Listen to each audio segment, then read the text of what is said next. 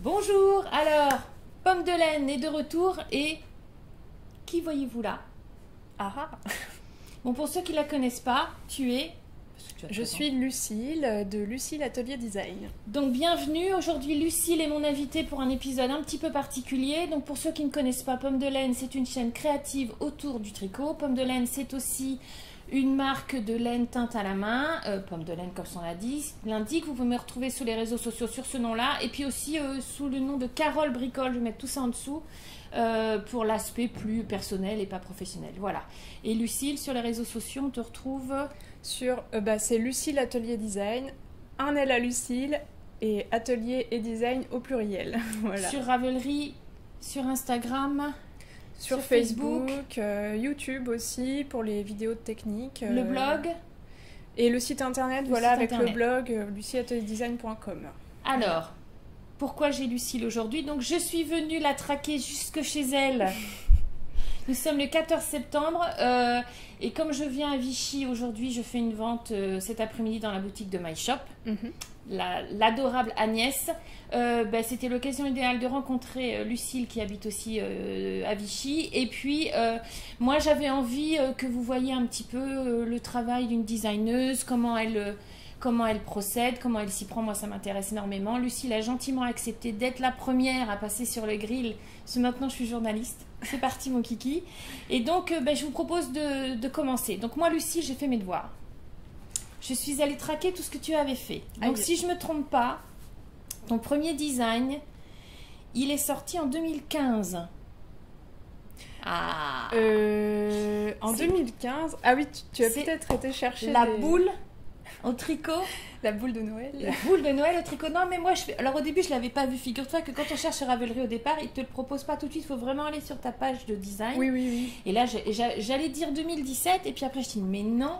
Donc, comme quoi, on peut démarrer à partir de peu de choses. Donc, et puis après...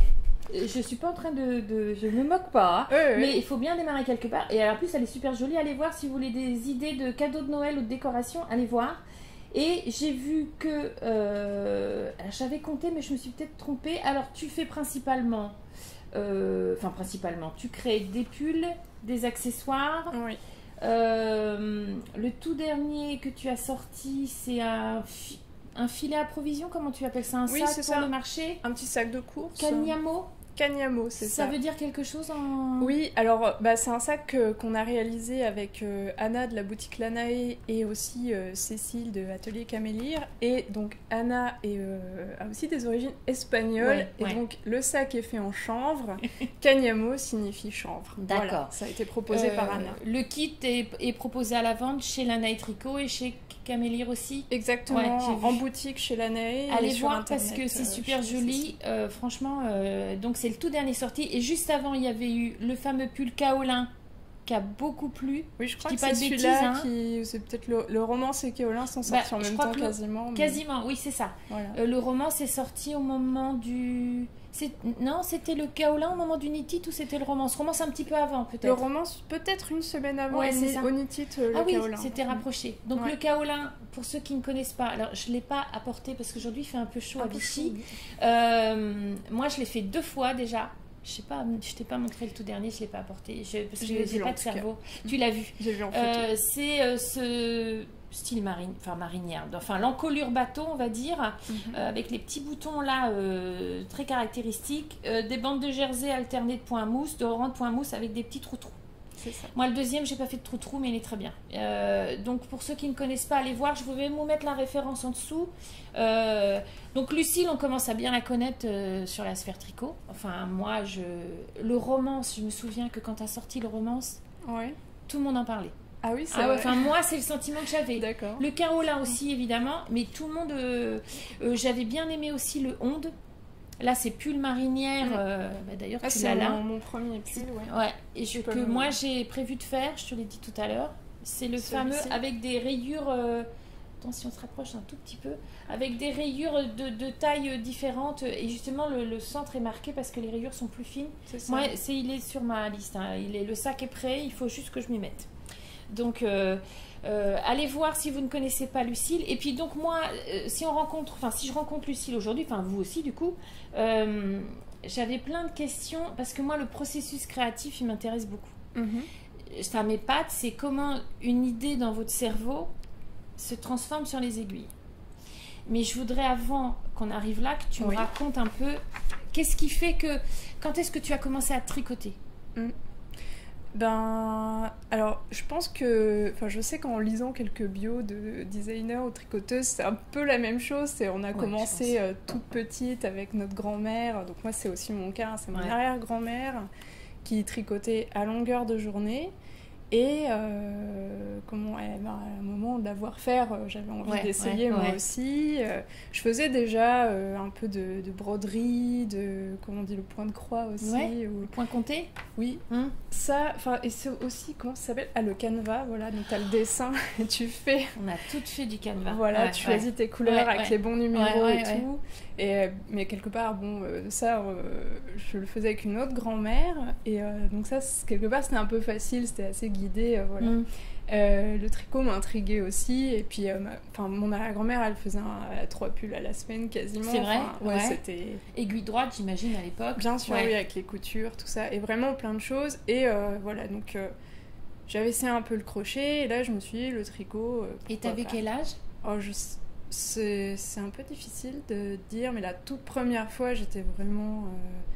c'était vraiment entre 7 et 9 ans, je pense, quelque chose comme ça. Mais ça n'a pas très bien fonctionné. Alors, j'allais te dire, c'était quoi ta première impression, du coup? Vraiment, en fait, j'avais peur de lâcher les mailles. Et en plus, j'étais une enfant un peu tendue. Ouais. Qui aimait bien faire des choses, mais quand ça marchait pas, je m'agaçais un peu vite. En fait. T'avais pas la patience. Voilà, donc c'est bien de grandir. Oui, fois. Oui, c'est ça. Mais et aussi, je ne comprenais pas les erreurs que je faisais. Ouais. Donc, et ma grand-mère, c'était vraiment quelqu'un de très gentil, etc. Il n'y a pas de souci. Simplement, peut-être qu'elle n'avait pas elle-même le sens de la pédagogie pour expliquer d'où venait le problème. Mais souvent, c'est ça, c'est que tu as des gens. Ils savent faire, mais ils ne savent pas l'expliquer, ils savent pas le transmettre. C'est autre chose, C'est pas qu'ils sont pas capables, c'est que leur mode de fonctionnement fait que c'est pas évident pour eux d'expliquer ce qu'il faut faire. Puis elle tricotait depuis si longtemps aussi, on se pose pas les mêmes questions à faire qu'à en transmettre aussi. Et donc c'était difficile, t'as lâché un peu le truc, Ça devait être une écharpe, ça s'est transformé en un bonnet pour bébé, donc un petit carré plié en deux pour faire style béguin là. Oui d'accord, les oreilles, d'accord. Donc voilà, c'était pas hyper efficace, mais bon, j'y suis revenue plus tard. À l'adolescence, j'ai fait un échantillon. À l'époque, j'aurais pas appelé ça comme ça, mais avec des rayures. Voilà, j'étais contente et c'était du jersey, c'était plus du point mousse, donc déjà un petit level en plus. Et puis une écharpe qui était à la fin 10 fois trop longue, 10 fois trop large. Mais bon, j'ai réussi à finir ça, mais vraiment j'ai laissé tomber derrière. Et tu tricotais quoi? De l'acrylique à ce moment-là? Ouais, je pense. Tu te rappelles? Je pense que c'était de l'acrylique parce que... À l'époque, c'était des choses pas très chères. Et tu te rappelles où tu te fournissais ou pas en laine? Est-ce que tu as le souvenir? Je me rappelle de... Quand on était petite, on accompagnait mon arrière-grand-mère, justement, il y avait un déstockage de fils dans le sud-ouest, un énorme hangar avec plein de fils. Oh là là. Donc, et voilà, il y avait un peu de tout. Et après, non, très sincèrement, je pense que, il y avait la mercerie Emmaüs à côté de chez moi. D'accord. Quand j'étais adolescente, peut-être ça venait de là-bas. Puis chez moi, ma mère elle faisait de la couture, elle faisait un peu de crochet, de tricot. Donc, tu baignais dans un milieu créatif quand même. Oui, entre ton arrière-grand-mère, ta maman et tout. Tout à fait. Mais c'est pareil, moi c'est ma maman qui m'a appris à tricoter parce que je voulais faire comme elle. Et puis on est petite fille, on veut reproduire ce que font les gens qu'on aime bien. Donc il y a une histoire de transmission qui est intéressante. Et donc du coup, à quel moment t'as accroché vraiment après avoir fait ton échantillon à rayures là? Donc là, voilà, c'est non. Non. Mais en fait, c'est ça, on y va, on revient, voilà. Bon, en fait, j'ai repris le crochet vers 20 et quelques années, je saurais plus trop. Voilà, vers 25 ans, un truc comme ça, parce que... Mais en fait, j'ai fait mes études, et dans mes études, j'ai lâché complètement tout. J'ai pas fait des études hyper créatives, en fait. Il y avait des aspects, mais enfin, très vite, c'est un peu passé au second plan, voire plus du tout. Et ça m'a manqué à un Et ça moment. t'a manqué, c'est normal. Et du coup, je me suis dit, tiens, le crochet, c'est pratique, on peut en faire dans les transports et tout. Mais en vrai, j'ai eu envie de me faire des chaussettes. Donc j'ai fait... C'est marrant. Et ça te faisait pas peur? Non, mais je suis pas quelqu'un qui... Enfin, si quelque chose est un peu... Alors attends, parce que je pense que... Je pense que tout est possible. Non, mais... T'as quel âge, Lucille, si on peut le dire? On peut le dire. Non, j'ai 31 ans, là. Donc ça veut dire que toi, quand t'as voulu commencer à tricoter des chaussettes, c'était des aiguilles circulaires déjà ou pas? Ouais. Ah ouais, alors parce que moi je dis ça t'a pas fait peur, parce que moi, double pointe. à mon époque... C'est-à-dire amis bientôt cinquantenaires, les quadras, je vous salue. Non, les quinquas, Carole, parle français. Les quinquas, je vous salue. Quinquas, moi, 49 ans à la fin du mois. Bon, bref. Et non, parce que moi, à mon époque, c'est horrible de dire ça, c'était des aiguilles double pointe. Oui, voilà. Donc, tu voulais faire des chaussettes, tu disais, oh punaise. Ah non, non, tu avais déjà l'aiguille circulaire. Et d'accord, chaussettes. Et c'est super que tu aies pensé à ça comme. Ouais. En fait, c'était. Ça avait l'air d'être plus rapide qu'un pull, petit format. Et puis, il y avait le côté... Enfin, moi, j'aime bien... je suis un peu frileuse, donc avoir des bonnes chaussettes en laine, bien chaudes, c'est... Et t'avais trouvé un modèle où, alors, du coup? Sur Drops, je pense. Ouais. Parce que, vraiment, entre ce moment-là et aujourd'hui, on découvre Ravelry, on découvre les designers indépendants... et on découvre même des nouvelles laines, etc. Donc c'est vrai qu'à l'époque, est-ce que je vais vraiment aller dans le tricot à fond? Donc j'ai pris des aiguilles circulaires pas très chères, ce qui n'était vraiment pas très glorieux. T'achètes une pelote, tu prends pas un gros risque, un investissement, quoi. Voilà. Et un patron gratuit qu'on trouve. Et donc, ça a été concluant? T'étais contente? Oui, franchement, j'ai même pris un truc avec des torsades et tout. Enfin, bon... Oh, il y a des warriors, Mais en fait, je me dis, si quelqu'un a réussi à le faire, ça doit être... non, mais c'est toi qui as raison. Peut le faire. Ah non, mais c'est toi qui as... Quand je dis warrior, mais c'est toi qui as raison. Même si ça prend un peu de temps. Bon, j'essaie. Voilà, moi j'aime bien les gens qui se laissent pas arrêter. Et donc, t'es allée au bout, t'étais contente. T'avais trouvé des tutos, des choses comme ça? Oh, sur Drops, il y a pas mal de tutos, vidéos. Oui, surtout, moi, c'était la partie talon que je me projetais pas avec simplement les explications écrites. Je trouve que c'est complexe, c'est ça. Puis nous, les femmes, on a besoin, en lisant le patron, de visualiser ce qu'on fait. Et pour les chaussettes, et pour les chaussettes, c'est une erreur. La première paire de chaussettes qu'on tricote, il me dit de faire ça, je fais ça. Il me dit de mettre un marqueur. En fait, c'est une fois que tu le fais, tu dis ah ok, d'accord. Mais conseil pour ceux qui veulent tricoter une paire de chaussettes pour la première fois, votre première chaussette, essayez pas de comprendre ce que ça va donner. Vous n'allez pas y arriver. Surtout si vous la commencez par la pointe ou par les côtes, le processus n'est pas le même. Donc, première fois, bêtement, faites ce qu'on vous dit. Il dit blanc, je fais blanc, il dit rouge, je fais rouge, parce que sinon, c'est compliqué. Après, il y a quand même, quand on voit une vidéo, il y a des vidéos sur YouTube de quelqu'un qui fait tout le processus. Il y a plein ça de permet d'appréhender un petit peu et de ne pas avoir mais trop moi, peur. à mon époque, il n'y avait pas de vidéo, madame. YouTube n'existait pas et Internet, on n'en parle même pas. Oh là là, la vieille. Mais non, mais maintenant, c'est vachement bien parce qu'il y a des tutos, il y a tout ça. Donc, d'accord. Donc, première paire de chaussettes. Ouais, voilà. Elle te convenait, elle t'allait, Oui, moi, là, je me suis dit, on recommence, quoi. Ouais. Et après, mais c'est pas, en fait, moi, j'avais peur parce que, je sais pas comment dire ça, mais aller dans une mercerie sans trop savoir ce qu'on va acheter, puis bon, je suis assez discrète, hein, j'arrive pas en disant j'ai fait une paire de chaussettes, c'est bon. Oh là. Non, il y a encore plein de choses à apprendre, et puis voilà, quelle direction on prend, parce qu'il y a tellement de choix aussi, mine de rien. Mais ce qu'on fait quand même, c'est hyper technique. Ouais. C'est vrai, il y a beaucoup de paramètres. Attention, si ton échantillon il est de temps, c'est telle taille de fil, donc c'est telle aiguille, mais ça dépend du rendu que tu veux. Tu peux monter taille d'aiguille, tu peux déjauger. Attention, là-dedans il y a telle matière, il y a de la soie, donc le drapé va pas être le même. Enfin, c'est hyper technique. Ah oui. Donc quand tu connais rien, et puis c'est rare de trouver maintenant une mercerie où la personne, enfin, j'exagère peut-être, mais souvent, allez, on va encore dire du mal de fil d'art, mais fil d'art, les 3/4 des personnes qui tenent fil d'art ne tricotent pas. Donc vous arrivez, ou les employés, on va dire, vous arrivez souvent, elles savent pas Je pense que ça dépend des magasins. Ça dépend quand où. même. Ouais, je Parce veux pas que que j'en ai quand même rencontré des gens. Non, moi non, je dis pas désagréable, mais moi j'ai des souvenirs il y a un bar à plot fil d'art à la Défense au centre commercial à Paris. Le souvenir que j'avais, j'espère que ça a changé, les employés vous lui dites bah là je voudrais des plots pour tricoter ça. Vous voulez quelle taille d'aiguille? C'est pour quelle taille d'aiguille? Mais non, on parle pas en taille d'aiguille, on parle en échantillon. Et les filles, en fait, c'était des vendeuses, mais qui n'avaient pas l'expérience du produit. Alors, on est bien d'accord que dans la vente, on peut pas être expert de tout ce qu'on vend.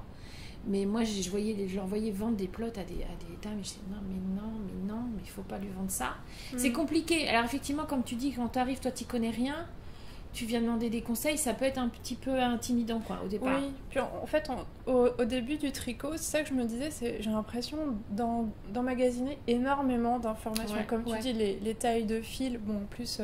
mais c'est vrai qu'on a beaucoup d'infos sur Internet maintenant, donc ça facilite. L'info, on la trouve maintenant.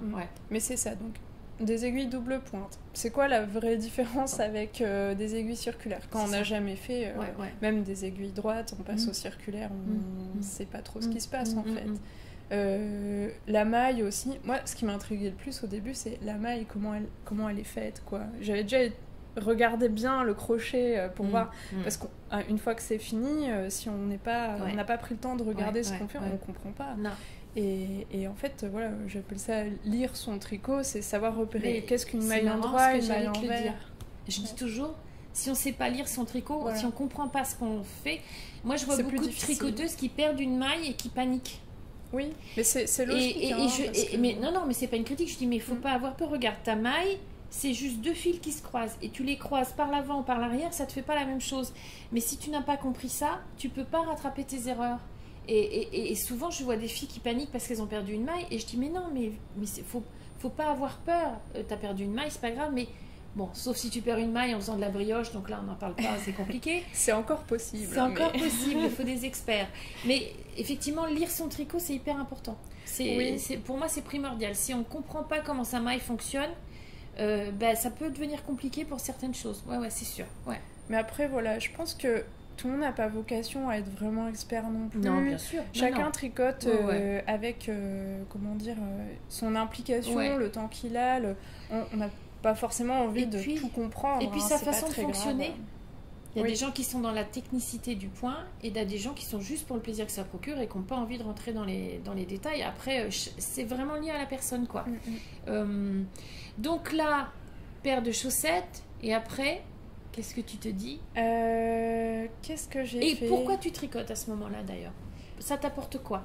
Alors, il y a une vraie raison. Oui. C'est que, il y a une vraie raison pour tout le monde. Hein. Donc, comme toi, je travaillais à Paris et j'avais pas mal de transports. Moins que ce que tu disais tout à l'heure quand on discutait. Mais c'est vrai que j'habitais à Vincennes en gros et je travaillais dans le nord de Paris. Donc, je prenais le tram en fait. D'accord, ok, voilà, je vois. Il y a l'avantage que le tram, on est dehors quand même, donc on a un peu la lumière. Voilà. Mais c'est un peu long. Et donc j'avais à peu près un peu plus d'une heure de transport en tout. Et moi, je me voyais pas jouer à des jeux sur mon téléphone ou juste écouter de la musique. Et lire dans les transports, ça me donne un peu la nausée. Donc, aussi, que peut-on faire? Et j'ai commencé à faire du tricot, mais vraiment, je me suis dit, les chaussettes, ça se transporte, c'est pas très gros. Puis une fois qu'on a compris, on n'a pas besoin de sortir 10 000 papiers partout. Et c'est vrai que c'est un peu devenu le meilleur moment de la journée. Et ça te gênait pas de tricoter en public parce que tu étais jeune? T'avais quel âge à ce moment-là? C'est là où j'avais 26 ans, je pense, un truc comme ça. T'as jamais eu de problème à tricoter en public? Non, mais je sais que mon arrière-grand-mère, elle tricotait dans les parcs, par exemple. Elle aimait bien faire ça. Peut-être que ça m'a fait dire... C'est normal. Oui, il n'y a rien de si bizarre. Et en réalité, franchement, les transports parisiens, je pense que c'est plus sympa de voir quelqu'un en train de tricoter qui est content que quelqu'un qui est malheureux. Et puis quand on est dans les transports, on est tellement invisible aux yeux des autres. Ah oui, voilà, c'est ça. On va pas se prendre de réflexion, c'est clair. Et en plus, pour ainsi dire, ça m'a permis d'avoir des petits échanges. Jamais rien de très profond, mais des gens qui ah, ma grand-mère le faisait, ou ah, j'en ai fait il y a longtemps, ou Ma grand-mère le faisait en longtemps, ouais. voilà. Mais c'est vraiment c'est bienveillant. gentil. Ouais. Ah oui, voilà, Ouais. moi j'ai jamais eu de. J'ai entendu des fois des gens qui rigolaient un peu, mais bon, franchement, Ouais. enfin, en fait, ça procure tellement de joie de tricoter C'est ça. que il peut se passer vraiment, enfin, comment dire, quelqu'un pourrait dire, elle tricote ou je sais pas quoi. Non, mais t'as rien compris, quoi. Ben, Ouais. peu importe. Toi, Moi, tu sais le bénéfice que t'en retires, le principal. voilà, c'est vraiment Donc l'essentiel. c'était pour te faire passer le temps, mais toi, ça t'apporte un bien-être, ça t'apporte quoi, hormis à ce moment-là de tuer le temps? Ça t'a apporté autre chose? Est-ce que c'était à ce stade-là, ou c'est qu'après que t'as mesuré ce que ça ou ça t'apporte rien? Non, j'en sais rien. c'était assez rapide de voir que c'était vraiment agréable. Et aussi, après, mais je sais que ce sera pas le terme le plus à la mode, mais il y a un côté on rentabilise son temps. Mais je suis d'accord. Voilà, Ouais, ouais, je vois très j'évolue bien. aussi sur ma pensée, Mais c'est très féminin comme réflexion. Ouais. voilà. Il faut Et qu'on ben moi, rentabilise notre temps. voilà, tout T'as ce pas envie temps, de perdre ton temps. Ouais, c'est ça. voilà, et je le fais en faisant quelque chose où je me sens bien, parce que Créatif, je me concentre, ouais. voilà, c'est créatif. Et à la fin, j'ai une paire de chaussettes qui va me tenir chaud aux pieds et Pour l'estime de soi, c'est... Enfin, voilà. J'ai fait quelque chose de mes mains et... c'est gratifiant. Ouais. C'est C'est-à-dire- rapidement gratifiant, en fait. C'est-à-dire, c'est quitte à passer 1 heure dans les transports, autant que ce soit de manière, comment on dit, je cherche le mot. Il faut que tu en retires un bénéfice. Voilà. Parce c'est- que si tu fais rien pendant 1 heure, voilà. Après, je pense qu'en vrai, si on se sent capable même de méditer Ouais. dans le métro, Ouais. bravo Oui, à là ceux on qui parle le de font, tricot, mais- ça peut être autre chose. Mais Mais voilà, oui, c'est... ouais. Après, c'était pas vraiment... Enfin, voilà, c'était pas absolument... Enfin, faire quelque chose, enfin, je sais pas, faire sa déclaration d'impôt dans le Ouais, métro ouais. pour gagner du temps, Mm. pourquoi pas. Mais là, c'était aussi... ça permettait une transition entre je suis chez moi, je vais au Ouais, travail, ouais. et je sors du travail Un avec sas la tête de- bien pleine. Un là. sas de décompression. Ouais. Ça Ouais. permettait de vraiment passer à Faire une autre chose. transition en Mm. douceur. Ouais. Ouais. Et j'en avais vraiment besoin à ce moment-là, parce que le travail, c'était un peu difficile. Donc, Et quand tu Voilà. tricotes, qu'est-ce qui se passe en toi? Est-ce que, sans rentrer dans le trop privé, mais est-ce que c'est une phase méditative? Est-ce que c'est là où tu règles des choses dans ta tête? Est-ce que tu réfléchis à des choses? Ou tu penses à rien et c'est une décontraction totale? C'est quoi? Alors maintenant que je fais des designs, ça remue un peu plus quand Ouais, même. ouais. Mais c'est sûr que c'est un peu comme quand on part en vacances et qu'on laisse un peu de côté ses tracas. Et finalement, il y a des... Comment dire, au fil du temps, on accumule des soucis Ouais. qui finalement, si on les laissait juste tomber, s'effacent. Bah, le tricot, ça permet un peu de faire le tri de... Ça servait à rien que je me préoccupe de ça, mais ça se fait un peu machinalement parce qu'on est concentré sur quelque chose. Voilà, on essaie de le faire bien, et ça fait qu'en pensant à ça, à l'intérieur, ça se met en ordre un peu tout ça. Ouais. Mais c'est sûr que pour moi, c'est ça qui se passe. Ça ressemble un peu à de la méditation, Ouais. je pense. Ouais. Mais à décrire précisément, je saurais pas trop dire. Mais je pense que c'est ça. Enfin, je pense que... Enfin, je sais pas si c'est pareil pour tout le monde, mais pour beaucoup de personnes, c'est une phase méditative, en fait. Ouais. Et c'est un moment... C'est un rendez-vous avec soi-même, je trouve aussi. C'est comme moi, c'est comme moi le thé. Quand je prends une tasse de thé, c'est un rendez-vous avec moi-même. Il y a un moment dans la semaine où le dimanche matin, j'ai ma théière, j'ai mon thé, j'ai rendez-vous avec moi. Je me pose, et si je dois prendre 1h30, 2 heures pour petit déjeuner, je prends 1h30, 2 heures. C'est du temps pour moi. Et le tricot, pour moi, c'est la même chose. C'est pour ça que... alors vous avez le droit de le faire avec du café, hein. C'est pas un Tout problème. est permis. On n'est pas sectaire ici, on accepte tout le monde. Mais le tricot, pareil, pour moi, c'est un rendez-vous avec soi-même. C'est un rendez-vous de calme, ça peut être aussi un rendez-vous de challenge, si on est sûr. On attaque de la dentelle ou un truc un peu où il faut se concentrer, où on essaie de dépasser ses limites, mais c'est vraiment un rendez-vous avec soi-même. Bienveillant toujours, je pense. Aussi parfois on se dit, mais quelle nouille, j'ai rien compris, elle avait dit de faire ça, je l'ai pas fait, mais c'est vraiment... c'est de la bienveillance pour moi, vis-à-vis de toi. Et à quel moment tu as eu envie de créer un design? Qu'est-ce qui a fait que tu t'es dit, tiens, je voudrais créer un design? Ben... C'est longtemps après les chaussettes dans le... Non, tout est allé très vite. Mais en fait, pour faire court, j'ai commencé ça pendant que je travaillais. Voilà, mon travail, c'était pas très positif pour moi. Et il se passait plusieurs choses qui ont fait que j'ai décidé de partir du travail. Donc, et d'essayer de voir comment je pouvais m'orienter différemment. Donc voilà, j'avais peut-être fait 2-3 projets de tricot seulement que j'étais déjà en train de dire je vais travailler dans le tricot. Ouais. Voilà, donc mon mari que tu as vu tout à l'heure, on s'est rencontrés un peu à ce moment-là, il a trouvé ça un peu curieux que je parte direct là-dedans. Mais je sentais que c'était bien le tricot, je sentais que c'était en accord bon. avec toi. Oui, voilà, et que ça pouvait être riche de rencontres, de techniques, de plein de choses à apprendre, et voilà, qu'il y a toujours plein de choses qu'on pouvait découvrir. Tout le temps, c'est ça qui est bien. Donc, pas lassant, et puis en même temps, comme tu dis, il y a de la technique, donc c'est pas si évident non plus. Non. Je sentais qu'il allait falloir se creuser un peu la tête, donc ça m'intéressait. Et donc j'ai quitté mon travail et je suis partie, j'ai fait un voyage de 3 mois au Canada parce que je voulais y aller, hein, c'était pas spécialement pour le tricot, mais là-bas j'ai rencontré plein de gens qui faisaient du tricot, j'ai appris vraiment le tricot un peu d'aujourd'hui là-bas, avec notamment j'étais beaucoup à la maison tricotée à Montréal, donc voilà, c'est vraiment une boutique super agréable. Et on n'en entend que du positif. Hein. Bah, Céline qui gère la boutique, c'est vraiment quelqu'un de très intéressant et voilà, une personne qui a beaucoup de richesse en elle. Donc, voilà. Et donc elle a des clientes aussi, toujours rencontré des clientes super gentilles qui m'ont appris plein de choses. Et voilà, j'ai rencontré, j'ai visité des fermes, on m'a appris à transformer la fibre en fil. Génial. Voilà. C'est cool. T'as cardé et tout ça. Voilà. Et ça, c'est pareil, c'était un mystère. On me disait, mais comment d'un poil on fait un fil? Et c'était vraiment très très mystérieux. Mais je pense que maintenant tu comprends mieux les produits que tu travailles, du coup. Oui, tout à fait. L'histoire de longueur de fibre, l'histoire de... Je t'aurais pas toujours tout bien expliqué comment c'est fait, quelle machine est utilisée, mais effectivement, en tout cas, ça m'a apporté une information qu'effectivement on comprend mieux aujourd'hui, pourquoi le fil peigné, le fil cardé, tout ça, c'est différent. Bon. Et puis aussi, voilà, les différentes fibres, c'est pas toujours la même chose. Et donc là-bas, je suis allée, alors c'était pas à Montréal, c'était à Québec, il y a une boutique qui s'appelle Cœur de Maille, où elle vendait de très jolis fils, et j'ai acheté un écheveau de Julie Asselin. Voilà, un beau rouge magnifique. Julie Asselin. Voilà, donc c'était mon premier écheveau. Hein.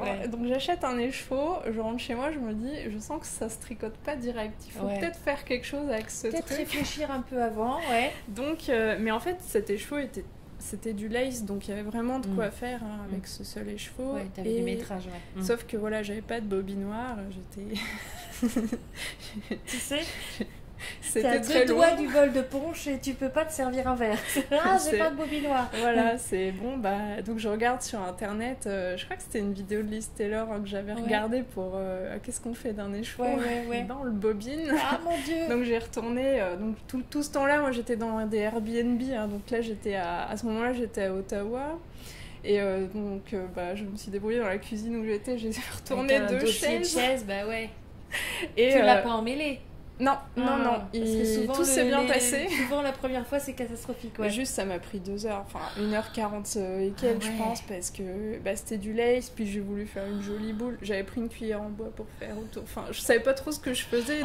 Tu t'es dit je suis pas, allez faut que je mette toutes les chances de mon côté, Voilà, et puis en plus derrière je me suis dit tiens je vais pas prendre de patron, je vais le faire moi-même. Je t'admire. Voilà. Mais j'aime bien me lancer des défis. Mais c'est bien, mais c'est super. Ça marche pas toujours. Oui, non, mais enfin. Mais il faut essayer. Le but, c'est d'essayer, c'est ça. Voilà, mais on apprend en essayant, de toute façon. Et donc, alors, tu bobines les dossiers de chaises et tout, et alors, tu en fais quoi? Donc déjà, je fais un échantillon. Donc je ne sais pas à l'époque ce que c'est vraiment un échantillon. Moi, j'ai découvert l'échantillon il y a 6 ans, donc voilà. Je fais un petit carré et effectivement, je compte mes mailles. J'ai compris, j'aime bien les maths, donc le produit en croix, même si techniquement je ne saurais pas l'expliquer, je sais comment on le fait. Et donc, à partir de là, j'ai lu des choses sur comment on construit un raglan top-down sur Internet, et j'ai monté mes mailles et puis j'ai fait quoi. Et du coup, je me suis fait. C'est passé d'une tunique à. Je l'ai raccourci dernièrement. J'en ai fait un petit top. Voilà, des petites manches. Il y a des petits jetés autour de l'encolure. Et puis, c'est du jersey, hein, tout simple. Et ça m'a accompagnée pour mon voyage. Hein, en fait. Et t'as trouvé ça, alors t'aimes bien les maths, t'as trouvé ça compliqué? Est-ce que tu avais fait une gradation? Est-ce que t'avais fait qu'une taille? Ah oui, j'ai pas fait de... Non, c'était C'était patron un design unique pour toi. moi. D'accord, Ouais. ok. C'est la gradation, à l'époque, j'aurais vraiment rien compris. Et tu avais une idée de ce que tu voulais avant de commencer le... Oui. Voilà. J'avais fait un dessin. Ce que tu as Je pense que obtenu, tu l'as encore? Ce que tu as obtenu correspondait à ce que tu voulais? Oui, bah Ouais. je voulais un truc simple, donc Ouais. à partir de là... Le carnet de croquis. Ah, voilà. Ah, bah il est là. Bah, on va le voir. c'est ça que... Alors attendez, je vais voir si je peux. Il y a des vieux trucs à côté. Attends, mets-toi là. Ouais. Là. C'est le rouge. Là, c'est le rouge. Et pendant que tu me montres, je vais le chercher si tu veux. Mais oui, c'est ce que je me disais. Donc vous voyez, alors là, c'est limite... vous avez la primeur, vous avez un œil dans le carnet de Lucille, hein, je peux vous dire. J'ai failli te dire, oh là, mais il est super joli. Donc je l'ai raccourci, hein, c'est plus vraiment une tunique maintenant. Donc Oh là j'ai là. fait un petit truc. Oh là là, c'est quoi cette douceur? Alors c'était quoi? Tu m'as pas dit la composition. Alors c'est sur mon Ravelry, hein, je l'ai mis, j'avoue que ça fait longtemps. Alors attendez, je suis inversée. Voilà, regardez-moi cette beauté, son premier design. Avec les trous, il est tout simple, il est vachement bien, le raglan est super joli. Oui, c'est tout. C'est Tu le vraiment mets toujours basique, aujourd'hui. hein. Alors j'adore, j'adore. Voilà. Il est... c'est pas un framboise, mais Elle l'a appelé Cherry Pie. Hein. cherry pie, ouais. Donc ça fait un peu cerise. Il est vraiment... oh là là, il doit être génial à porter. Et ça, Oui. un écheveau. Oui, et puis Ouais. il en reste encore pas mal. Hein. Il y a de la soie, Oui, alors là, de la laine. Je confirme, je la sens la soie. Mais je me demande s'il n'y a pas du cachemire un peu aussi. Il est très doux, ouais. Je crois que c'est ça. Donc là, tu fais ça, qui est pile à ma taille. Voilà. Tu fais ça, et tu te dis, bon bah c'est bon, j'ai envie d'en faire d'autres. Pas direct, Non. non. En fait, mais je me suis beaucoup interrogée sur ce que je pouvais faire et Il t'a pris combien de temps d'ailleurs à faire? pas longtemps. Pas J'étais longtemps déjà partie Ouais, pour... ouais. j'étais un peu obsédée par le tricot, quoi. Et donc là, après, tu t'es dit, bon, allez, je tricote pour moi, t'as suivi des patrons et tout, quoi. Mm. Et puis à quel moment tu t'es dit, ah, j'aimerais bien quand même... Donc tu arrêtes ton travail, tu fais tes 3 mois au Canada, Voilà. et puis en rentrant... Je rentre. Après ça, j'ai cherché un travail à Paris pour travailler dans quelque chose en rapport avec le tricot. Donc Ouais. j'ai travaillé l'oisiveté Ouais, pendant à peu près 1 an. ouais. Donc pareil, là aussi, beaucoup de rencontres. Et ça a aussi appuyé de découvrir le tricot plus actuel. Donc Ouais. voilà, toujours plus Ravelry, etc. Avec les laines qu'on vendait au magasin aussi finalement, j'en ai acheté là où je travaillais. Ouais. C'était vraiment... Et puis c'est de la ça a qualité, changé. ouais. Et donc voilà, c'est vraiment encore plus comprendre l'univers et de découvrir plus aussi qu'il y avait des designers indépendants. Ouais, Et de voir aussi que les gens tricotaient les designers indépendants, ouais, parce que ouais. c'est la clientèle aussi Ouais, là-bas ouais, hein, qui m'a permis de voir que Ouais. c'était pas juste des jolies images sur internet, Ouais. c'est vraiment des Ouais, choses qui après sont Puis tricotées. prendre conscience qu'il y a un monde. Enfin, moi, ça fait pas longtemps, ça fait être 7-8 ans que j'ai découvert, peut-être 10 ans que j'ai découvert les designers indépendants. Avant, Ouais. j'en avais absolument aucune idée. Comment toi t'as découvert Parce que moi, un jour, j'étais sur Internet. Moi, je tricote depuis 43 ans. Je commence à 6 ans, c'est pas compliqué. Et Ah oui. magasin... Ben oui, je suis vieille. Magasin, Non, mais- pingouin, fil d'art, si tu veux. Moi, Mais t'as pas eu de coupure, t'as vraiment... Alors non, moi j'ai commencé très jeune, j'avais 6 ans, première écharpe à trous, hein, Oui, on et connaît. croyez-moi, c'était pas de la dentelle. Et puis je faisais une pièce par an. Bah, c'est Une vraiment ou deux bien. pièces. J'avais une espèce de virus, ça me prenait, je tricotais 2 trucs. Les 3 quarts du temps, vu que je faisais pas l'échantillon et que j'avais aucune idée de la laine, rien, je me disais, je veux la laine qui se tricote en 5. Je m'occupais pas, tu vois, je ne prenais pas le métrage. Ma maman ne le savait pas, donc elle ne me l'a pas transmis. Puis à l'époque, pour trouver l'info pour ce genre de truc, je voyais bien que sur les modèles Fielder, c'était marqué il faut un échantillon 2. Mais je dis à maman, mais c'est quoi? Elle me dit, je sais pas. À l'époque, enfin à l'époque non, il se trouve que voilà, on n'avait pas cette connaissance-là, ça existait ça existait, mais pour nous c'était pas évident. Et puis il y a une dizaine d'années, je fouinais sur internet, je tombe sur un site de crochet, ça s'appelait Crochet Mania. C'est un blog, je crois que ça existe toujours. Je me dis, si les gens le font, je suis capable de le faire, donc je me remets au crochet. Et puis je tombe sur Ravelry. Je me dis, génial, il y a un site avec des patrons gratuits. Je n'avais pas du tout mesuré le truc. Radin.com, bonjour. Je me dis, oh là là, il y a des patrons gratuits, mais c'est génial. Je découvre que le site est là en anglais. J'avais pas vu qu'il y avait l'histoire de stash. J'ai mis très longtemps à comprendre comment il fonctionnait. C'est très nébuleux au départ. Au bout de 2 ans ou 3 ans, j'ai dû comprendre qu'on pouvait gérer son stash et tout. Et puis... Bon, puis en plus, c'est en anglais. Bon, moi, je parle anglais, mais le vocabulaire technique tricot, je le connaissais pas. Enfin, je veux dire, voilà, clairement. Et puis j'ai commencé à voir les patrons. Et c'est là que j'ai vu les designers indépendants. J'avais pas fait le lien tout de suite. Je ne me centrais que sur les patrons gratuits. J'avais pas compris. J'ai mis du temps à comprendre. Et puis après, je suis allée à un tricoter il y a 4-5 ans à Issy-les-Moulineaux, le tricycote.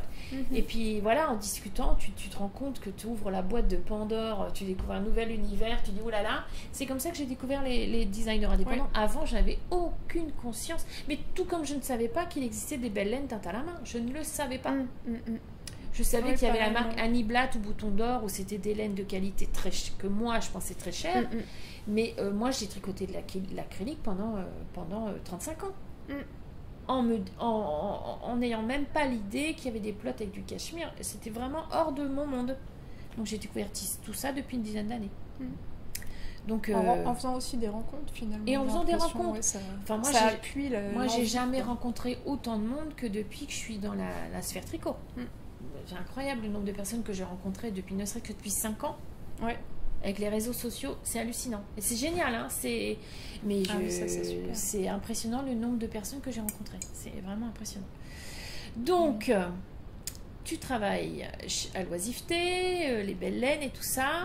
Et du coup, après, qu'est-ce qui fait qu'un jour tu publies ton premier design ? Ça m'a donné envie, vraiment. Et puis, je commençais à avoir des idées. De toute façon, après, moi, je dessinais déjà, parce que, voilà, au lycée, j'ai fait option art plastique, j'aimais beaucoup le dessin. Oui, parce qu'on a vu, là, tes croquis, elles sont jolies. Bon, après, les croquis là-dedans, en général, c'est quick. Non, mais moi, à mon niveau, c'est joli. C'est joli. Non, après, pour moi, un croquis, l'idée, c'est vraiment surtout noter les idées. Et même si on n'est pas designer, je trouve ça bien de temps en temps noter les idées qu'on a, parce que vraiment, ça s'enfuit tout seul après. Oui, c'est vrai. Et des fois, ça donne même des idées à je vais faire tel patron. C'est vrai que j'ai eu telle idée de couleurs ensemble, ça peut être sympa. Enfin, moi, j'aime bien avoir des croquis pour ça. Je note un peu tout. Et donc, je commençais à dessiner des choses. Et surtout, en vrai de vrai, à la toute base, c'est que je voulais donner des cours de tricot. Parce que j'ai vraiment vite appris le tricot avec plein de techniques. J'ai vraiment voulu approfondir plein de choses. Après, quand je faisais un patron, c'était pas juste, je le suivais pas juste, j'analysais chaque partie de qu'est-ce que je suis en train de faire et ok, je comprends pourquoi là on augmente à tel rythme, à tel machin. T'as cette approche mathématique qui est propre à beaucoup de designeuses, je trouve, que moi j'ai pas. Pas du tout. J'adorerais créer des choses. J'ai commencé, mais il y a un moment donné au niveau des calculs. T'as voulu faire quoi ? J'ai voulu me faire un pull raglan. J'ai pris des cours en ligne, des vidéos que tu achètes. À l'époque, ça s'appelait Craftsy. Ah oui, et maintenant, ça s'appelle Blueprint, si ma mémoire est bonne.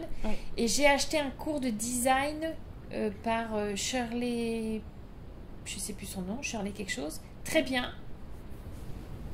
Alors vidéo, il y a 8 heures de... Mais génial, ça m'avait coûté, j'avais une promo, ça avait dû me coûter 25 €, donc génial, 8 heures de vidéo. Il faut que je m'y remette. Là, il y a un truc qui ne clique pas. Il y a un truc qui ne s'emboîte pas. Mais ils te fournissent tout, c'est génial. Il faut que je prenne le temps, dans un moment où mon cerveau sera moins encombré d'autres choses. Et je remarque que toutes les designeuses, vous avez un truc commun, c'est que vous avez un esprit mathématique. Parce que c'est des maths, le tricot. C'est des maths. Voilà. Il y a avoir une sensibilité, bien sûr, un peu aux matières ou aux couleurs, ou les deux.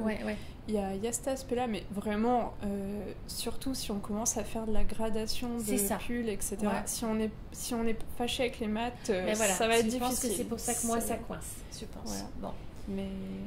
Et donc, tu commences à réfléchir, à avoir des idées.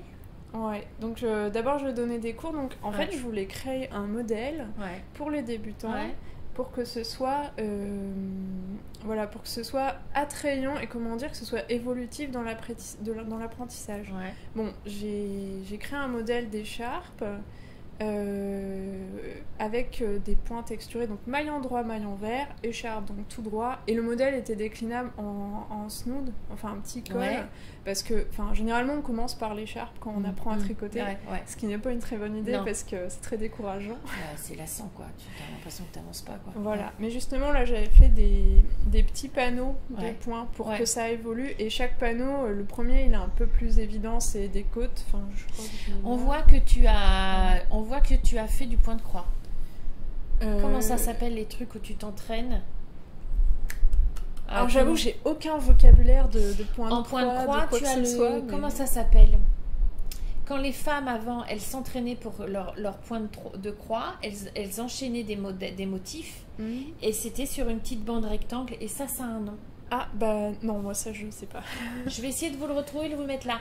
C'est, je m'entraîne, mais au final, je m'entraîne à faire des jolis points, mais au final, j'ai un objet fini qui est petit, qui peut servir après de marque-page, de tout ça. Et quand tu dis, voilà, enchaîner des points sur l'écharpe, ça me fait vraiment penser à ça. Pour ça, je me dis, ça doit venir de ton expérience du... Bah, j'avoue qu'avant ça, j'avais jamais fait, mais ça, c'est quelque chose que je remets de temps en temps dans mes patrons d'aujourd'hui. Tu vois, typiquement le kaolin que tu as fait. L'idée, c'était... Parce que moi, j'ai pas de mal à faire du jersey, j'aime bien ça, mais c'est vrai que le kaolin, c'était aussi... On va tricoter du lin, c'est une autre matière, si on connaît pas bien. Mettre des petites sections. Ça rythme. Pour rythmer, voilà. Moi, j'aime vraiment bien ça, rythmer. Et soit c'est par le point, soit c'est par les couleurs. Et ça demande un tout petit peu d'attention, mais pas trop. Voilà. Donc c'est vrai qu'il est rythmé. Oui, c'est pour ça, il est très agréable à tricoter pour ça. C'est ça, tu te dis, allez, ce soir, je vais jusque là. Allez, je fais une bande. Ah, nous avons un invité qui veut sortir. Non, elle veut... Elle, c'est une fille. Oui, elle aime pas qu'on s'occupe pas d'elle. C'est un bébé. C'est ça. Et donc tu as créé cette écharpe avec ce rythme de points différents. Et tu as donné des cours. Faut venir, madame. Faut pas rester là-bas. Il doit y avoir une mouche ou un truc.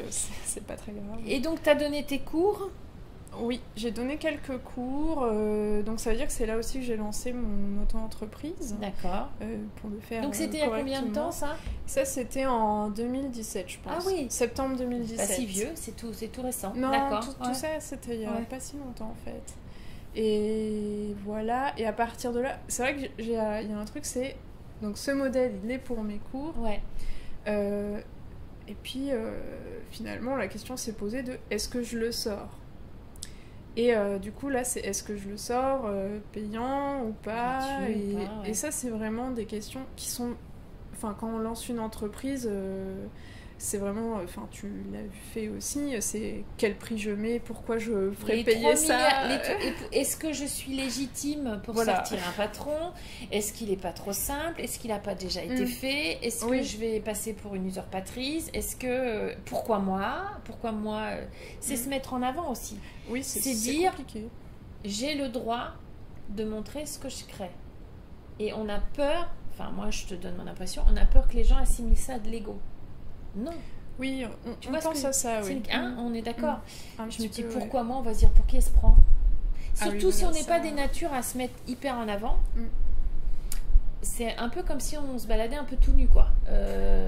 L'image n'est pas heureuse, Ce serait moins facile, quand même. Ça serait beaucoup plus challengeant. J'ai moins de mal à sortir un patron. Oui, alors toi, du coup, tu vas te dire, mais c'est simple, sortir un patron. Je vais sortir toute nue dans la rue. Non, mais tu vois ce que je veux dire, c'est un peu s'exposer et dire...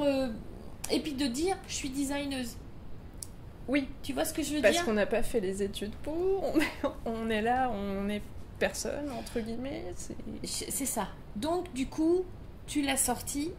Oui, mais pour accepter de le sortir, du coup, j'ai fait le bonnet assorti et les mitaines assorties. C'est bien ce que j'ai vu dans tes tout premiers patrons. C'est la petite collection que j'ai vue en faisant mon enquête. D'accord. Voilà.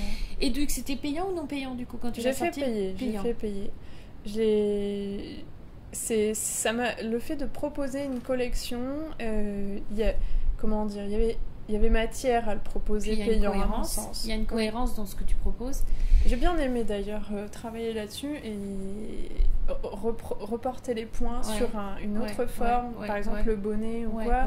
Ça m'a demandé du travail et en fait, comme j'ai vraiment travaillé à écrire ce patron, parce que d'abord je l'ai fait pour un cours, mais après là je l'ai fait pour je l'ai plus fait dans l'esprit de le vendre, donc travailler aussi pour bien être comprise, pour comment dire, que ça ait du sens, voilà, d'avoir toute sa panoplie comme ça. C'était plus facile de dire bah je le fais payer parce que là il y a quand même un ensemble, il y a une cohérence travaillée. Tu proposes un produit fini. C'était plus facile pour moi. Voilà, après, et ça c'était en 2017 alors? Ouais, c'est ça, en novembre je pense. D'accord. 2017, ouais. Et après, ça y est, le virus était pris?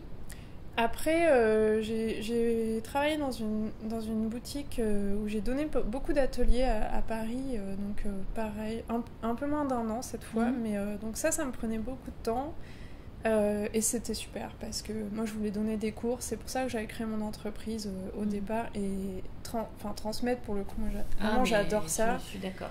Ouais. Voilà. Et on rencontre des gens, on voit ceux qui attrapent le même virus que toi et qui en font autre chose aussi. C'est vraiment c'est de l'artisanat. Enfin, tu transmets. Pour moi, c'est de l'art. C'est une forme d'art. Les arts textiles ou je sais pas comment on appelle ça, mais en tout cas, il y a une histoire de transmission qui est hyper importante. Oui. Qui est hyper importante. Ça, c'est que ce soit dans n'importe quel domaine, c'est hyper important. Donc voilà. Et ensuite, alors le patron que tu as publié après, c'était quoi? J'ai fait j'ai fait un petit bonnet avec des mailles doubles, c'est à moitié du point brioche, mais voilà, que j'ai sorti comme ça parce qu'en fait je donnais en même temps un cours à une fille qui voulait un bonnet comme ça, donc je lui ai écrit le modèle et je me suis dit tant qu'à faire, je vais le proposer, mais j'ai pas fait tellement de communication dessus, juste il est sur ma boutique, il est assez simple, il est bien moelleux, bien chaud là. Et tricoté en 6, donc très rapide à faire. Bonheur, il est en 2 heures, il est fait. Voilà, c'est ça. Et après j'ai travaillé sur un truc un peu plus technique. C'était un bonnet et un snood en double knitting. D'accord. C'est pas une technique qu'on voit trop. C'est celui où c'est réversible. C'est-à-dire que si la fleur elle est rouge sur un fond blanc, de l'autre côté c'est blanc sur un fond rouge. Exactement. Ouais. Et donc, c'est 2 faces de jersey, mais ça se tricote en même temps. T'as une double épaisseur. Exactement. Et j'ai vu ça. Encore quelque chose de bien chaud. Et donc voilà, j'avais fait le revers du bonnet en double knitting et ensuite le corps du bonnet en jacquard. Ouais. Parce qu'après, avec la diminution, le double knitting, ça devient un peu le bazar. Je ne veux pas savoir, mon cerveau a déjà mal. Autant à tricoter que écrire un patron, c'est aussi ça la question qu'on se pose. Ça demande beaucoup de concentration, le double knitting? Non, parce que alors c'est comme le jacquard, il faut avoir 2 fils. D'accord. Parce qu'on travaille en même temps la face de devant et la face de derrière. Et non, ça demande pas tellement de concentration. C'est une logique en fait.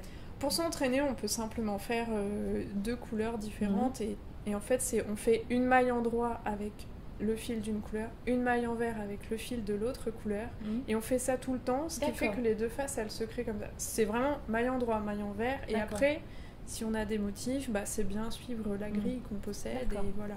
Donc motif, oui, il y a de la concentration. Jersey simple, non, c'est relativement instinctif, on va dire, c'est toujours la même chose en tout cas. Et donc ça, et après... Ton premier pull, ton premier vêtement, c'était quoi? C'était le Onde. C'était le Onde, alors, c'était moi, je l'adore. Mais j'ai mis du temps à le faire. C'est Audrey Petit-Boudelaine, je pense que tu connais, qui avait proposé à des designers de faire quelque chose, à plusieurs designers sur l'année, qu'elles sortiraient leur patron. Et donc j'avais postulé et à ce moment-là j'avais vraiment pas fait grand-chose et j'étais super contente qu'elle me choisisse parce que toujours question de est-ce que je suis légitimité et puis aussi c'est toujours agréable de voir qu'on tombe sur parfois, c'est normal que tout le monde comment dire, selon les expériences qu'on a, on a besoin de quelqu'un d'un peu plus connu, d'un peu voilà, mais en tout cas il y a le moment où quelqu'un te donne une chance et il faut vraiment la saisir et puis en avant oui, parce que il y a des designers qui sont, ça y est, qui sont connus, qui sont installés, mais elles ont démarré aussi un jour. Donc Oui, il voilà. faut tendre la main à celles qui se lancent aussi. D'ailleurs, j'en profite quand vous voyez qu'il y a des appels aux tests pour des designeuses qui débutent.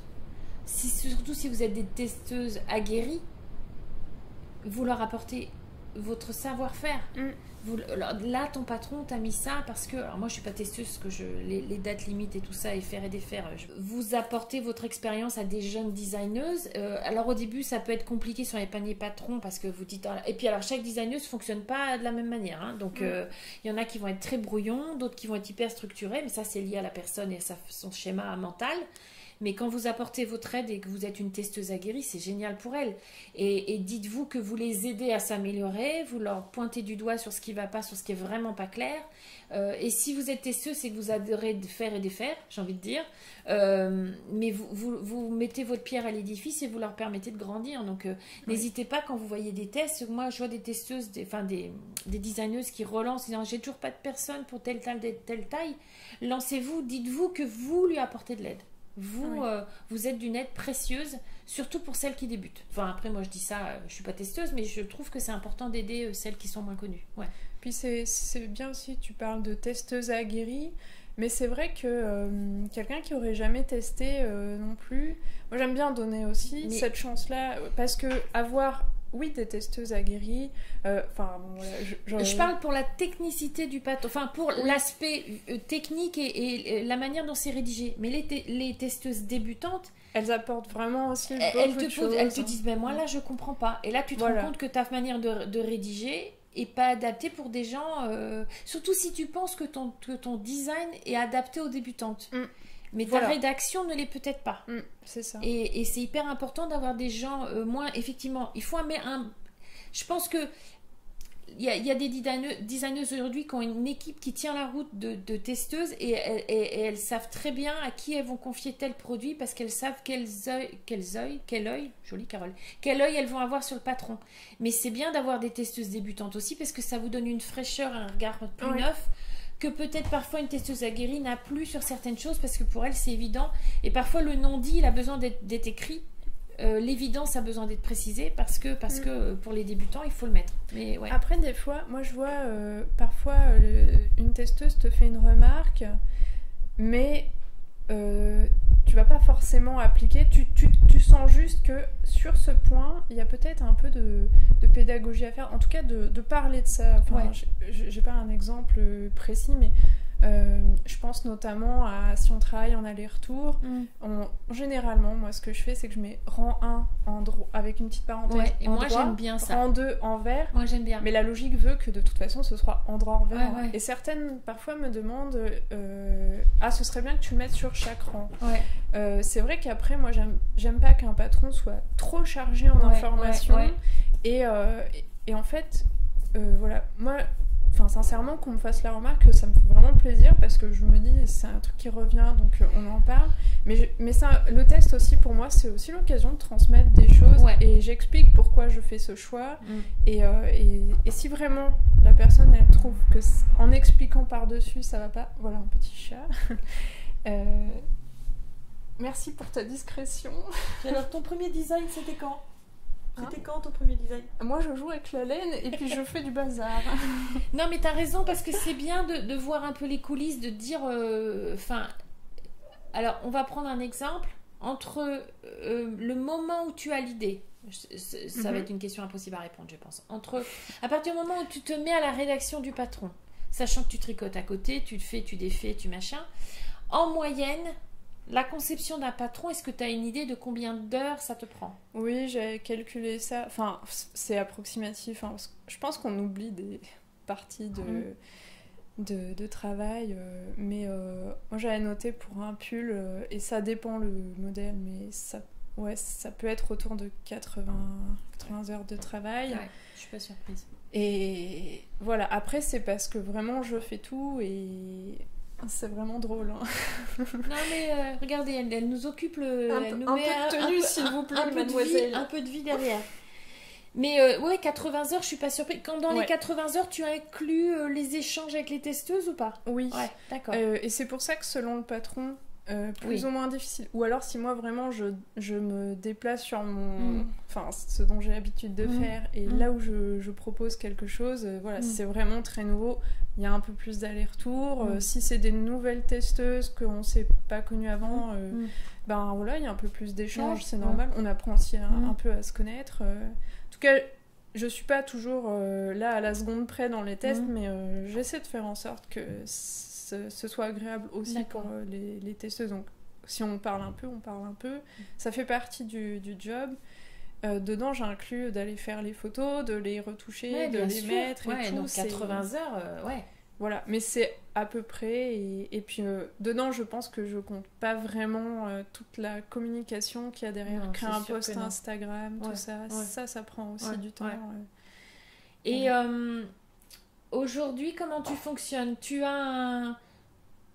Est-ce que t'as un rétro-planning sur l'année qui vient? Tu sais, est-ce que, je dis pas qu'il faut le faire, mais est-ce que tu as une vision à 6 mois, à 1 an? Est-ce que tu as déjà des choses planifiées? Tu fonctionnes comment? Pour cette année, c'est comme ça que j'ai fonctionné à partir de... Oui, dès le début d'année, en fait, parce qu'en fait, j'ai travaillé sur un très gros projet cette année, ce qui fait que, même si des gens m'ont proposé des partenariats tôt dans l'année, pour cet hiver, je pouvais même pas leur dire oui, donc c'était compliqué. Et après, j'aime pas non plus regarder trop loin. Je préfère revenir après vers les gens, notamment là pour 2020, je sais pas exactement ce que je vais faire, mais c'est pas grave, ça va se mettre en place. Juste, l'hiver est très chargé là pour moi, et j'en suis vraiment très contente. Mais comme j'avais un gros projet, c'était essentiel de s'organiser. De se concentrer, voilà. De savoir exactement. Il y a un projet que j'ai mis, que j'ai inséré au milieu de tout, c'est le kaolin. Parce que c'est ça qui... j'en parle parce que je fais des articles de blog sur chaque modèle. Allez voir les articles sur son blog Lucille Atelier Designs. Voilà. Vous avez les coulisses de pourquoi elle a créé tel modèle, comment la laine l'a inspiré, un focus sur la laine, qu'est-ce qui fait que... Allez voir, parce qu'à chaque fois, elle vous montre les coulisses créatives de ce projet, et c'est hyper intéressant. Moi, j'aime bien faire ça, je trouve ça en dit plus que juste le modèle. Je trouve que ça humanise encore plus l'approche du... Moi, j'aime beaucoup. Et donc, alors, j'ai 2-3 questions. Je regarde l'heure, on a pas mal. Quel est le projet dont tu es le plus fier aujourd'hui? Un qui est passé ou un à venir?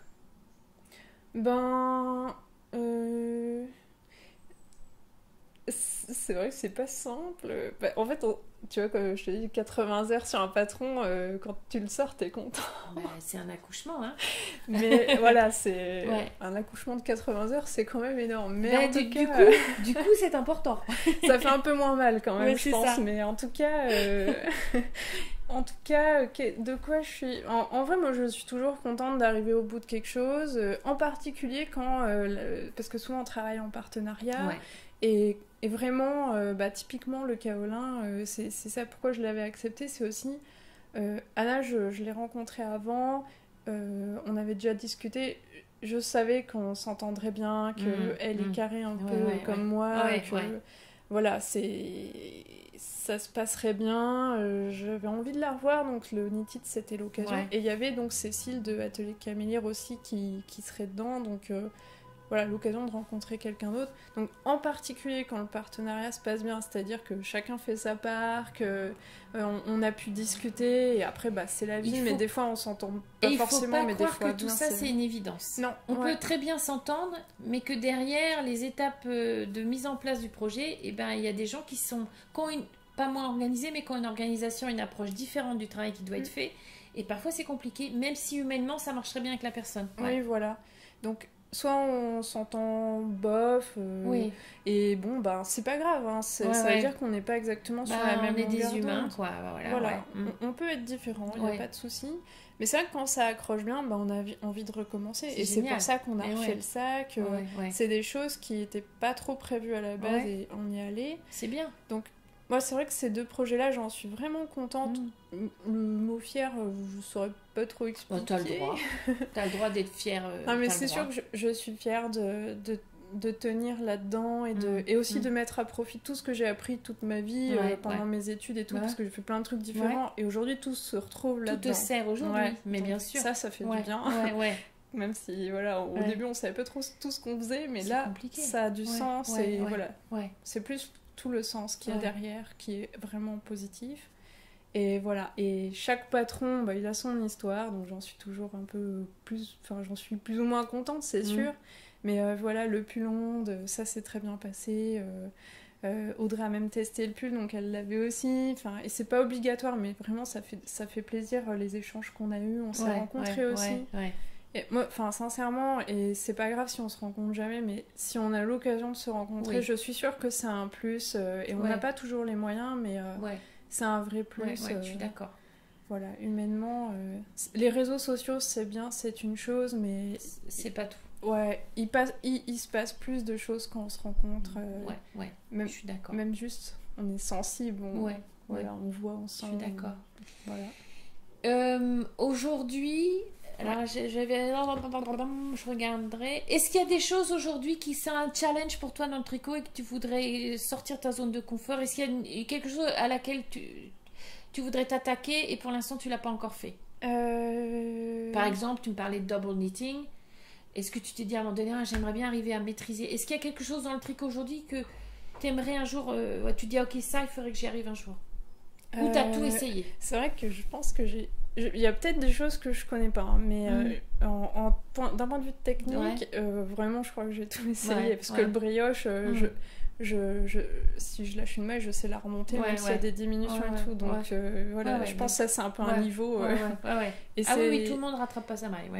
Mais j'ai pris le temps d'apprendre, et parce que pour moi, ça me paraissait essentiel si je veux être prof, et si je veux... Je suis d'accord. Et pour moi, il y a aussi de la pédagogie dans un patron. Si je veux savoir bien expliquer, il faut que moi, je me sois confrontée au problème. Exactement. Voilà. Tu as besoin d'être une vraie technicienne du tricot. C'est ma façon de faire. Non, mais je suis d'accord. Voilà. Aujourd'hui, quels sont les fils qui t'attirent pour créer? C'est au coup de cœur ou tu as des envies vraiment? C'est vrai que ça peut être les deux. Aujourd'hui, je dirais quelque chose qui est vrai, c'est que c'est la matière qui va m'inspirer quelque chose, même si ça m'arrive de voir passer dans ma tête une idée de patron et d'après trouver le fil, mais quoi qu'il en soit, voir les matières, les couleurs, ça c'est vraiment très inspirant.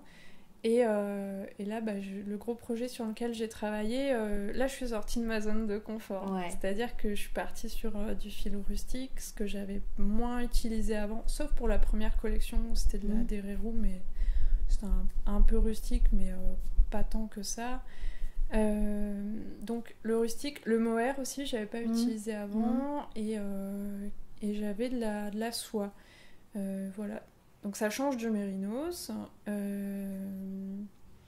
Le rustique, c'est vrai que je l'ai découvert il y a 1 an avec le pull que tu as vu là, le deep moss vert et en fait je l'ai tricoté et je me suis dit, c'est vrai que j'ai pas l'habitude qu'une laine soit un peu sèche comme ça. L'approche n'est pas la même, hein. Non, mais ça ressortait tellement, la texture du point ressortait tellement. Puis après, même un jersey sur du rustique, ça c'est directement plat. Enfin, je sais pas comment.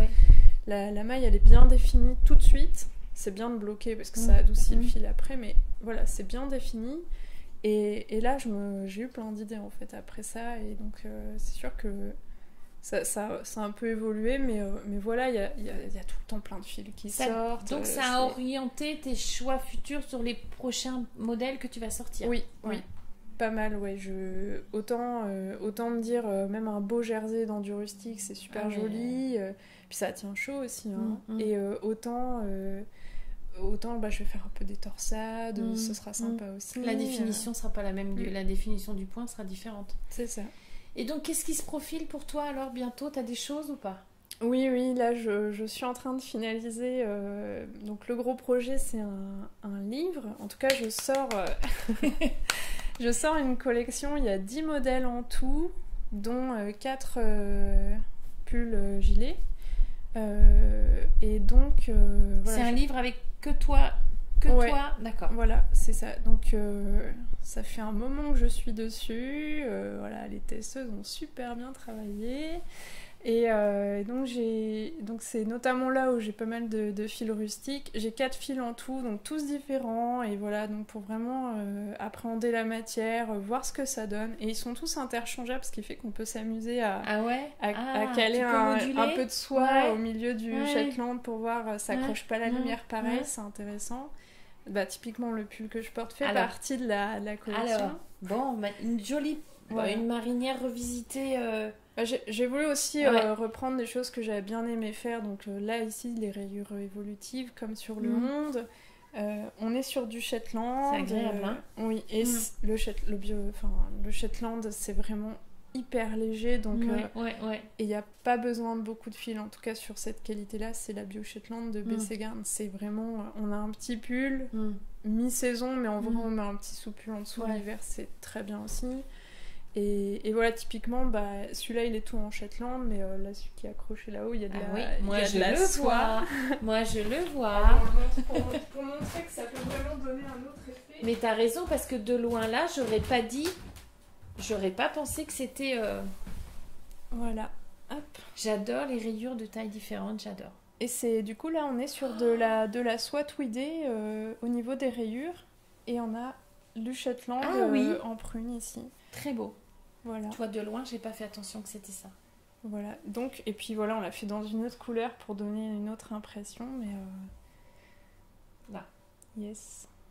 Super. Alors, il y aura, tu m'as dit, 10 patrons, c'est ça? Oui, 10 patrons. Donc, 4 pulls. Hop. Tiens, ça, c'est les restes du shooting, des petites branches.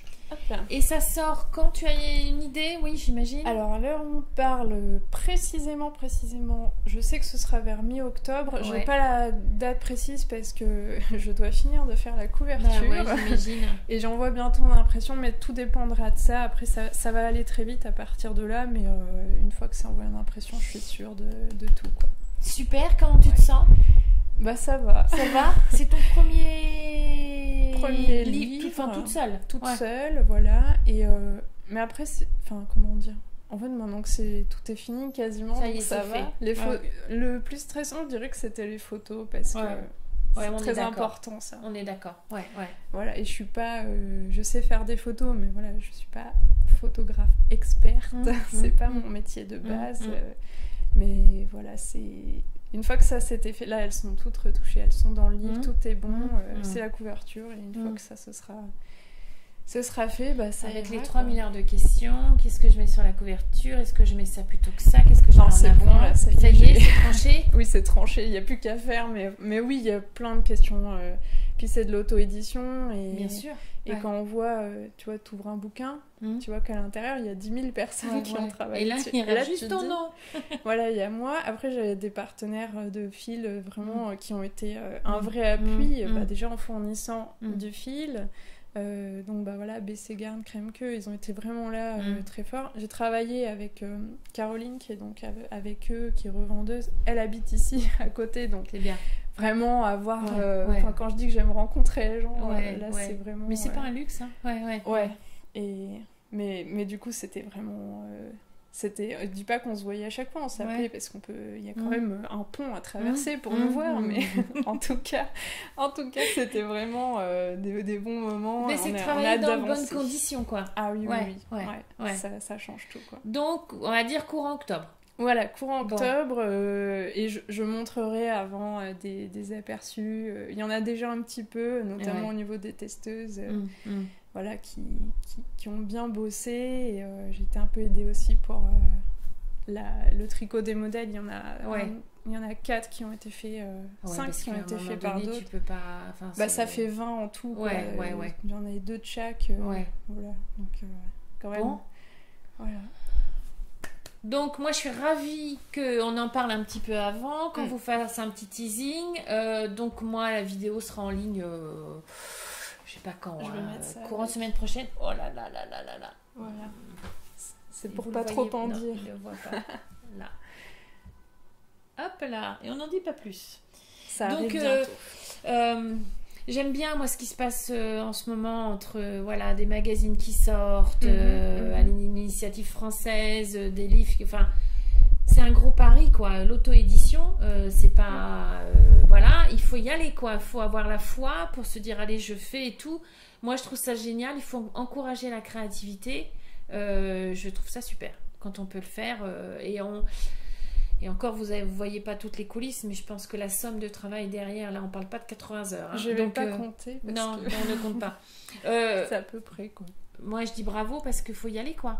Faut y aller. Mais quand alors on peut dire oui, mais elle est passionnée. Oui, mais on peut être passionné, mais derrière, on a quand même des obstacles à surmonter. Oui, ça suffit pas. Non. Il faut être bien entouré aussi. Oui, je suis voilà, d'accord. mon mari, il est toujours hyper positif. Ouais. Il m'aide aussi. Il nous a installé les lumières ce matin. Il Voilà. nous a tout installé. Paul, si tu nous regardes, merci. Paul. Notre technicien ce matin. C'est ça. Mais oui, mais je pense que c'est ça, être bien entouré. Il n'y a pas d'autre mot. Surtout quand quand on crée son entreprise et qu'on est à son compte. Les personnes négatives et mal intentionnées, il faut les fuir comme la peste parce qu'on n'a pas besoin de ça pour avancer, quoi.